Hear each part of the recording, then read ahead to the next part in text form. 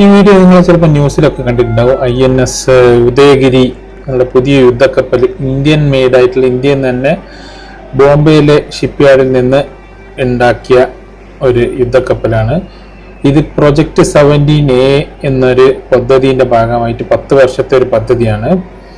അപ്പോൾ ഇതിൻ്റെ ഭാഗമായി 2023 ഫസ്റ്റ് INS നീലഗിരി കമ്മീഷൻ ചെയ്തത്.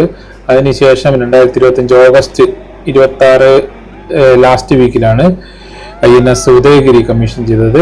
അപ്പം അങ്ങനെ 6 ഷിപ്പുകളാണ്, യുദ്ധക്കപ്പലുകളാണ് ഇന്ത്യൻ മെയ്ഡായിട്ട് അടുത്ത 10 വർഷത്തേക്ക് ആയിട്ട് ഇറങ്ങാൻ പോകുന്നത്.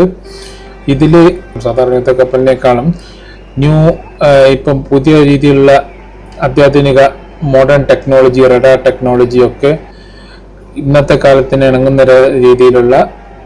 രീതിയിലാണ് ഇതിൽ ഇൻ്റഗ്രേറ്റ് ചെയ്തിരിക്കുന്നത്. ഇത് ഏകദേശം 150 മീറ്ററോളം നീളമുണ്ടെന്നാണ് പറയപ്പെടുന്നത്.